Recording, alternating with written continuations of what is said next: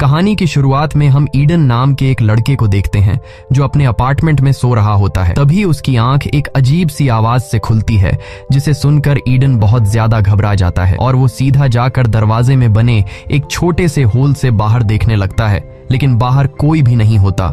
जिसके बाद ईडन आकर टीवी ऑन कर देता है, मगर टीवी पर सिग्नल नहीं आ रहे थे और स्क्रीन पर एक इमरजेंसी वार्निंग चल रही थी। ये देखकर ईडन को कुछ अजीब लगता है कि अचानक सिग्नल कैसे चले गए और ये इमरजेंसी वार्निंग क्यों आ रही है। वो ये सोच ही रहा होता है कि तभी उसे बाहर से लोगों के तेज चिल्लाने की आवाज आने लगती है। वो फौरन खिड़की की तरफ भागता है और जैसे ही वो अपनी बालकनी में पहुंचता है तो उसके होश उड़ जाते हैं। वो देखता है कि लोग यहाँ वहाँ भाग रहे हैं, जैसे कुछ बड़ा होने जा रहा हो। ईडन को कुछ समझ नहीं आ रहा होता कि यह सब क्या चल रहा है और तभी वह देखता है कि एक हेलीकॉप्टर उसके पास वाली बिल्डिंग से टकराकर क्रैश हो गया है। यह देखकर ईडन के पैर तले जमीन खिसक जाती है और तभी उसकी नजर नीचे एक बच्ची पर पड़ती है जो भीड़ में शायद खो गई थी और अकेली खड़ी थी। ईडन उसे देखकर लोगों को उस बच्ची की मदद के लिए चिल्लाने लगता है, लेकिन अगले ही पल वो छोटी बच्ची अपने आसपास के लोगों पर हमला करना शुरू कर देती है और लोगों को काटने लगती है। यह देखकर ईडन समझ जाता है कि लोग ज़ॉम्बी बनते जा रहे हैं। डर के मारे ईडन जल्दी से बालकनी से निकलकर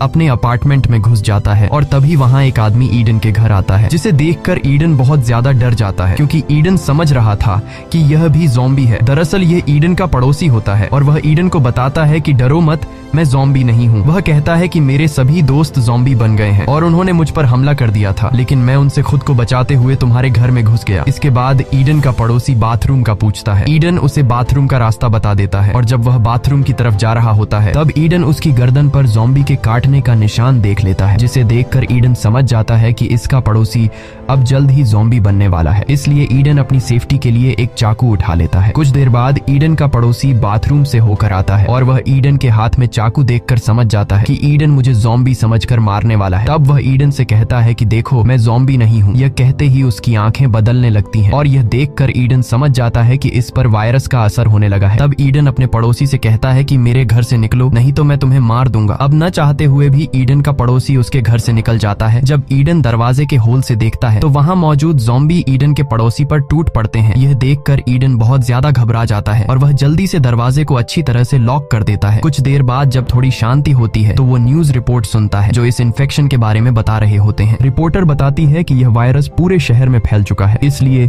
जो कोई भी इस वायरस से इन्फेक्टेड नहीं हुआ है उसे चाहिए कि वह बाहर बिल्कुल भी न निकले और अपने घर की सभी खिड़कियां और दरवाजे बंद करके अपने घर में रहे। यहाँ ईडन अपनी फैमिली को कॉल करने की कोशिश करता है, लेकिन सारी लाइनें बिजी होती हैं।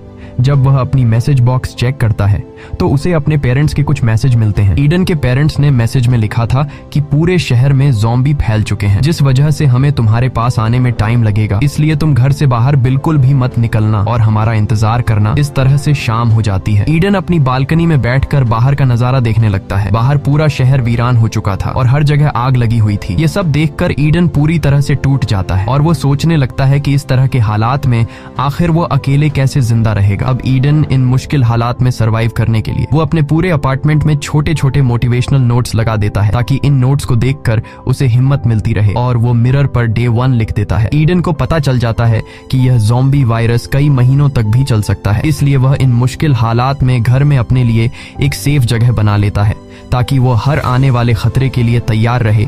इस तरह से दिन गुजरते हैं और एक हफ्ता बीत जाता है। रात को वो अपने लैपटॉप पर अपनी एक वीडियो रिकॉर्ड करता है जिसमें वह बताता है कि इस बंद अपार्टमेंट में उसके दिन कैसे गुजर रहे हैं। साथ ही वो अपने पेरेंट्स को भी कॉल करने की कोशिश करता है, पर मोबाइल का सिग्नल काम नहीं कर रहा होता। वक्त के साथ साथ अब ईडन को अकेलापन महसूस होने लगता है और एक दिन जब उसे पता चलता है कि उसके किसी भी नल में पानी नहीं आ रहा है तो यह देखकर वह बहुत ज्यादा परेशान हो जाता है और ऊपर से ईडन के पास खाना भी काफी कम बचा था, इसलिए वह थोड़ा सा खाना खाकर गुजारा करने लगता है। ईडन ज़ॉम्बियों से घिरे हुए शहर के बीच में अकेला फंसा हुआ था। उसे कुछ खबर नहीं थी कि बाहर की दुनिया में क्या चल रहा है। एक दिन ईडन जब लैपटॉप में कुछ देख रहा होता है तभी उसे किसी के आहट सुनाई देती है। वो जल्दी से खुद की सेफ्टी के लिए एक बेसबॉल बैट ले लेता है और तभी हम देखते हैं कि छत में बने वेंटिलेशन के रास्ते से एक इन्फेक्टेड लड़की ईडन के अपार्टमेंट में कूद जाती है। यहाँ ईडन फौरन छिप जाता है और जब वह लड़की धीरे धीरे धीरे उसकी तरफ बढ़ रही होती है, तब ईडन मौका देखकर पीछे से उस लड़की के सिर पर अटैक कर देता है, जिससे उसकी वहीं पर मौत हो जाती है।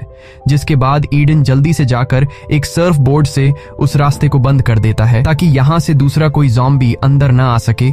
इस तरह से दिन गुजरते हैं और ईडन जैसे तैसे करके जिंदा रहने की जंग लड़ रहा होता है। एक दिन जब वह अपनी एक और रिकॉर्डिंग कर रहा होता है, उसे अपने फोन की घंटी सुनाई देती है। वो जल्दी से फोन उठा लेता है और देखता है कि उसकी माँ का एक वॉइस मैसेज आया है। उसकी माँ बताती है कि हम लोग शहर के काफी करीब आ चुके हैं और कुछ ही घंटों में तुम्हारे पास पहुंचने वाले हैं। इससे पहले कि ईडन की माँ अपनी बात पूरी कर पाती, तभी उन्हें कुछ इन्फेक्टेड लोग घेर लेते हैं। ईडन वॉइस मैसेज के आखिरी कुछ सेकंड्स में अपने माँ बाप की चीखें सुनता है और फिर मैसेज बंद हो जाता है। ये सब सुनकर ईडन समझ जाता है कि उसके पेरेंट्स अब मर चुके हैं। ईडन बहुत ज्यादा रोने लगता है क्योंकि अब उसके पास जीने की कोई वजह नहीं थी। वह एक बेसबॉल बैट उठाकर यहाँ से भागने का प्लान बनाता है। घर से बाहर निकलते ही उसे ढेर सारे इन्फेक्टेड लोग दिखाई देते हैं। तभी उसकी नजर अपने पड़ोसी पर पड़ती है जो अभी तक जिंदा था, लेकिन वह बुरी तरह से घायल था, जिस वजह से वह ईडन पर हमला नहीं कर सकता था। इसके बाद ईडन बिल्डिंग से बाहर निकलने का कोई रास्ता ढूंढने की कोशिश करता है, लेकिन उसे कोई रास्ता नहीं मिलता क्योंकि हर एक जगह ज़ॉम्बी खड़े थे, जिसे देखकर ईडन समझ जाता है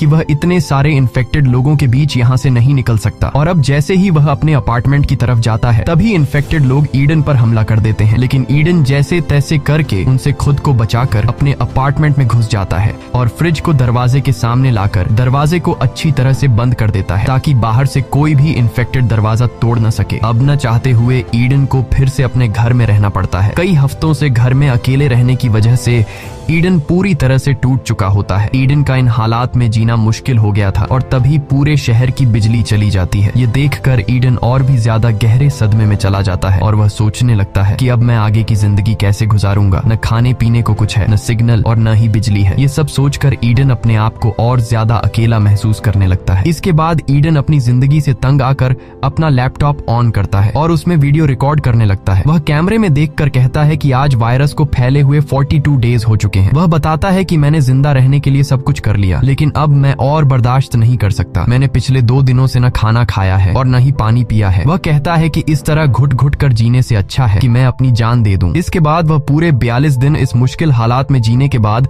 सब कुछ खत्म करने का फैसला करता है और जैसे ही वह खुद को लटकाने वाला होता है, तभी उसकी नजर सामने एक बिल्डिंग पर जाती है जहां उसे एक लड़की दिखाई देती है। इतने दिनों बाद लड़की को देखकर ईडन एकदम शॉक रह जाता है और ईडन को जीने की एक नई उम्मीद मिल जाती है। पर तभी उसका पांव चेयर से स्लिप हो जाता है और वो तड़पने लगता है। लकीली रस्सी टूट जाती है और ईडन की जान बच जाती है। उसके बाद ईडन फौरन खिड़की के पास जाकर उस लड़की को गौर से देखने लगता है। एक जिंदा लड़की को देखकर उसे अपनी आंखों पर यकीन नहीं हो रहा था क्योंकि वह पिछले 42 दिनों बाद किसी इंसान को देख रहा था। तभी वो लड़की भी ईडन को देख लेती है, लेकिन वो लड़की जल्दी से विंडो का पर्दा बंद कर देती है क्योंकि वो उसे ज़ॉम्बी समझने लगी। अगले दिन ईडन खिड़की के पास जाता है जहां वह उस लड़की को फिर से देखता है। अब इससे पहले कि वह लड़की फिर से ईडन को ज़ॉम्बी समझकर छिप जाती, ईडन जल्दी से एक पेपर पर हाई लिखकर उसकी तरफ हाथ हिलाता है। ये देखकर वो लड़की समझ जाती है कि ईडन कोई ज़ॉम्बी नहीं बल्कि इंसान है और वो लड़की ये देखकर काफी खुश हो जाती है। उसके बाद ईडन एक पेपर के जरिए उस लड़की को अपना नाम बताता है। ये देखकर वो लड़की भी अपना नाम एवा बता देती है। एवा ईडन से पूछती है कि क्या तुम्हारे पास खाने पीने को कुछ है। तब ईडन उसे बताता है कि मेरे पास खाने को तो कुछ नहीं है, लेकिन पीने के लिए ढेर सारा पानी है। उसके बाद एवा देखती है कि उसके घर के दरवाजे के पास ज़ॉम्बी आ चुके हैं, जिस वजह से ईवा पर्दा बंद करके जाने लगती है। लेकिन जाने से पहले ईडन पेपर पर लिखकर ईवा से पूछता है कि क्या कल भी हम इस तरह से बात कर सकते हैं,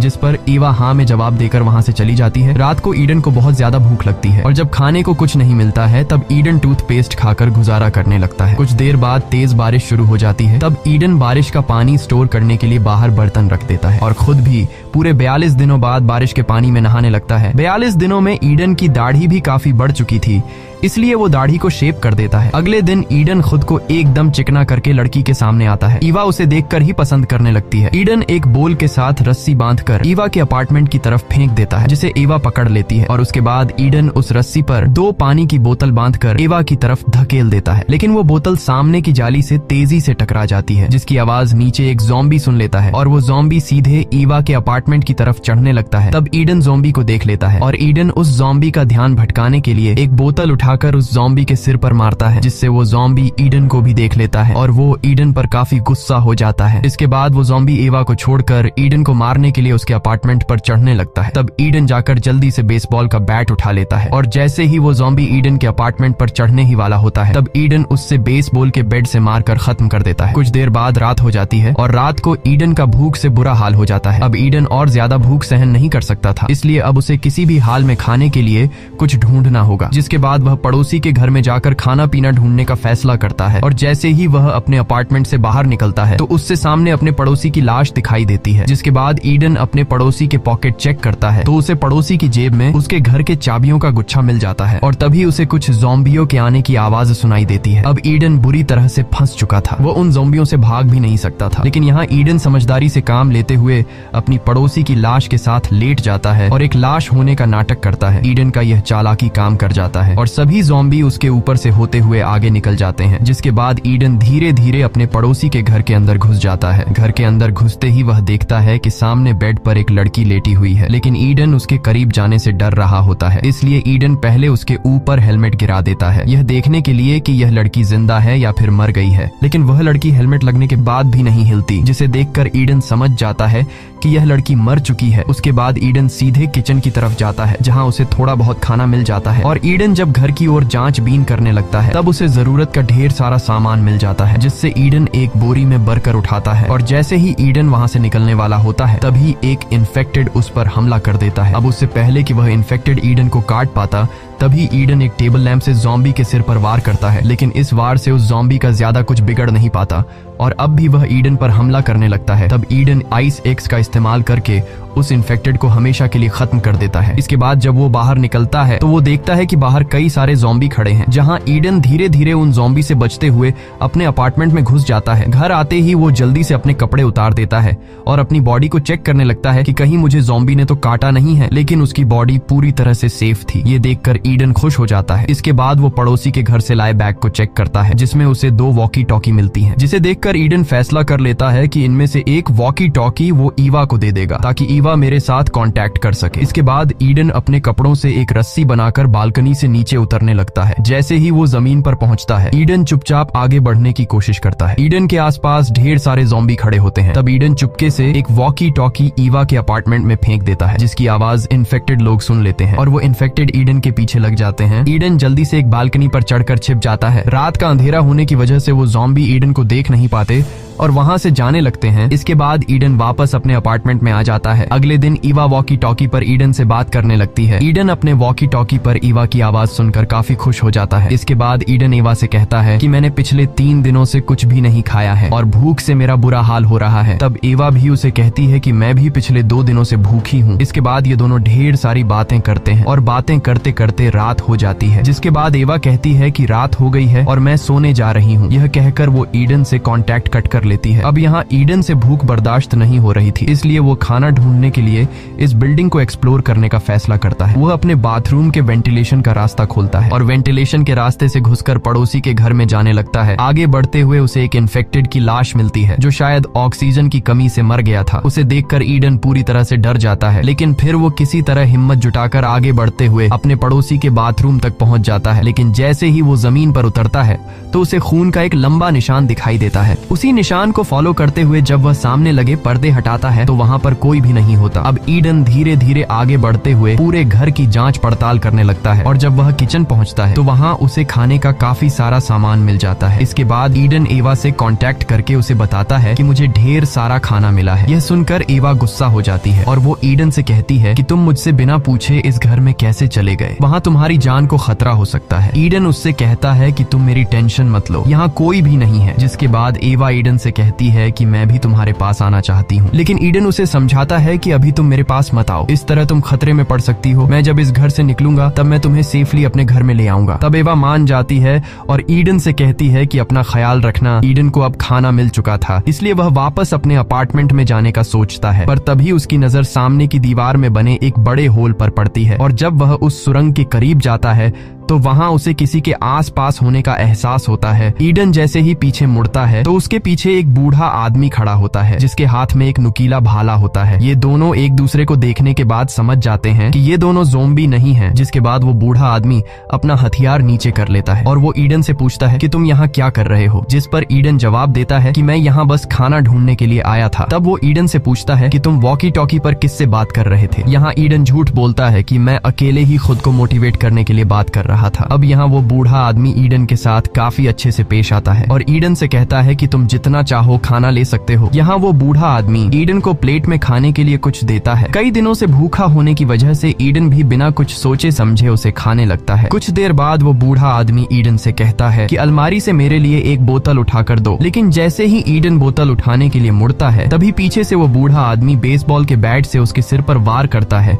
जिससे ईडन बेहोश हो जाता है। और कुछ मिनट बाद जब ईडन को होश आता है तो वह खुद को एक इन्फेक्टेड औरत के सामने पाता है जो एक जंजीर से बंधी हुई होती है। डर के मारे ईडन अब यहाँ से निकलना चाहता था, लेकिन तभी ईडन देखता है कि उसके भी हाथ पैर बंधे हुए हैं। कुछ देर बाद वो बूढ़ा आदमी ईडन के सामने आता है और वो बूढ़ा आदमी ईडन को बताता है कि ये औरत मेरी पत्नी है जो अब इन्फेक्टेड हो चुकी है। वो बूढ़ा आदमी कहता है कि मैं अपनी पत्नी से बहुत ज्यादा प्यार करता हूँ, जिसे मैं किसी भी कीमत पर खोना नहीं चाहता, और मेरी पत्नी एक हफ्ते से भूखी है, लेकिन आज उसकी भूख मिटने वाली है क्योंकि आज मैं तुम्हें उसका खाना बनाने वाला हूँ। जिसके बाद वो बूढ़ा आदमी ईडन को कुछ दवाइयाँ देता है और कहता है कि ये दवाई तुम खा लो, जिससे तुम्हारी बॉडी सुन्न हो जाएगी और मरते वक्त तुम्हें दर्द महसूस नहीं होगा। लेकिन ईडन ऐसा करने से साफ मना कर देता है और उस बूढ़े आदमी से कहता है कि तुम्हारी पत्नी इस तरह से जिंदा नहीं रह पाएगी और वह खुद मरने के लिए चिल्ला रही है, इसलिए तुम्हें चाहिए कि तुम अपनी बीवी को मारकर उसे इस नरक जैसी जिंदगी से आजादी दिलाओ। लेकिन उस बूढ़े आदमी की मेंटल कंडीशन ठीक नहीं थी, इसलिए वह ईडन से कहता है कि चुपचाप इस दवाई को खा लो, वरना मुझे तुम्हें बेहोश करने के और भी तरीके आते हैं। यहाँ ईडन इस दवाई को खाने से इनकार कर देता है, जिसके बाद वो बूढ़ा आदमी ईडन को बेहोश करने के लिए अपना औजार लेने जाता है। यहाँ ईडन समझ जाता है कि अगर मैंने अभी कुछ नहीं किया तो जल्द ही मैं मारा जाऊंगा, इसलिए वह जैसे तैसे करके खुद को छुड़ा लेता है और दरवाजे के पीछे छिप जाता है। अब जैसे ही वो बूढ़ा आदमी ईडन को मारने के लिए आता है तब ईडन बड़ी चालाकी से उस बूढ़े आदमी को पकड़कर उसी की पत्नी के पास धकेल देता है, जिसके बाद उस बूढ़े आदमी की अपनी पत्नी उस पर हमला कर देती है और उसे काटने लगती है। यहाँ ईडन उन दोनों को अंदर छोड़कर कमरे का दरवाजा बंद कर देता है और अपना सामान पैक करके अपने अपार्टमेंट की तरफ निकल पड़ता है। तब ईवा वॉकी टॉकी के जरिए उसे बताती है कि मेरे अपार्टमेंट में इन्फेक्टेड लोग घुस चुके हैं। यह सुनकर ईडन जल्दी से ईवा को बचाने के लिए उसके अपार्टमेंट की तरफ जाने लगता है। ईडन जब अपने अपार्टमेंट की बालकनी पर जाता है तो उसे सामने ईवा दिखाई देती है। वो देखता है कि ईवा बालकनी में फंस चुकी है और उसके पास अब निकलने का कोई रास्ता नहीं बचा। अब यहाँ ईडन ईवा को बचाने के लिए चादरों से बनी रस्सी का इस्तेमाल करके नीचे उतरने की कोशिश में नीचे गिर जाता है और तभी एक इन्फेक्टेड उस पर हमला करने के लिए उसकी तरफ दौड़ता है। अब ईडन खुद को बचाने के लिए शॉटगन उठाकर उस इन्फेक्टेड को मार देता है, लेकिन गोली की आवाज बिल्डिंग में मौजूद ढेर सारे इन्फेक्टेड लोग सुन लेते हैं और वो इन्फेक्टेड ईडन को मारने के लिए ऊपर बिल्डिंग से कूदने लगते हैं। अब यहाँ ईडन खुद को बचाने के लिए सीधा ईवा के अपार्टमेंट की तरफ दौड़ता है, जहाँ ईवा भी ऊपर से उसके लिए चादरों से बनी एक रस्सी फेंकती है। ईडन अब इस रस्सी के सहारे ऊपर चढ़ने लगता है, लेकिन तभी एक इन्फेक्टेड भी उस रस्सी को पकड़कर ईडन के पीछे चढ़ने लगता है। अब यहाँ ईडन समझदारी से काम लेते हुए एक अपार्टमेंट की बालकनी में छलांग लगाता है और जल्दी से एक चाकू की मदद से रस्सी काट देता है, जिससे वह इन्फेक्टेड काफी ऊंचाई से नीचे गिरकर मर जाता है। अब यहाँ ईवा भी नीचे ईडन के पास कूद जाती है और अब ये दोनों मिल चुके थे। ईडन ईवा से कहता है कि यहाँ रहना ठीक नहीं है, अगर हम यहाँ रहे तो जल्दी ही इन्फेक्टेड हमें पकड़ लेंगे। जिसके बाद ये दोनों इस जगह से निकलने के लिए आगे बढ़ते हैं और ज़ॉम्बी से लड़ने के लिए तैयार हो जाते हैं। जब ये दोनों अपार्टमेंट के दरवाजे तक पहुंचते हैं तब ये दोनों समझदारी से काम लेते हुए दरवाजा खोलकर दरवाजे के पीछे छिप जाते हैं। दरवाजा खुलते ही कुछ इन्फेक्टेड लोग उन्हें बिना देखे गुस्से में अपार्टमेंट के अंदर आ जाते हैं और ये दोनों मौके का फायदा उठाते हुए वहां से निकल जाते हैं। यहाँ ईडन इस अपार्टमेंट के दरवाजे का लॉक भी तोड़ देता है ताकि जो ज़ॉम्बी इन दोनों को मारने के लिए अपार्टमेंट के अंदर घुसे थे वे दोबारा उन्हें मारने के लिए बाहर ना आ सके। अब ये लोग यहाँ से तो बचकर निकल जाते हैं, लेकिन रास्ते में एक और ज़ॉम्बी ईडन पर अटैक कर देता है। यहाँ इन दोनों के बीच काफी देर तक फाइट होती है और आखिर में ये दोनों सीढ़ियों से नीचे गिर गिर जाते हैं। यहाँ एवा हिम्मत जुटाकर उस इन्फेक्टेड को मार देती है। अब ये दोनों फिर से अपने अपार्टमेंट की तरफ बढ़ने लगते हैं और रास्ते में कई इन्फेक्टेड को मार डालकर आगे बढ़ते हैं। अब ईडन अपने अपार्टमेंट के काफी करीब आ चुका होता है और जैसे ही ये दोनों अपने अपार्टमेंट में घुसने वाले होते हैं कि तभी पीछे से एक बहुत ही ताकतवर इन्फेक्टेड आ जाता है। यहाँ ईडन अपनी जान की परवाह किए बिना ईवा को अपार्टमेंट के अंदर कर देता है और खुद उस ताकतवर इन्फेक्टेड से लड़ने लगता है। कुछ देर बाद ईडन घबराते हुए अपार्टमेंट के अंदर आता है और दरवाजे को लॉक करके अलमारी को दरवाजे के सामने लगा देता है ताकि इन्फेक्टेड दरवाजा न तोड़ सके। अब यहाँ ईडन एवा को खुद से दूर रहने के लिए कहता है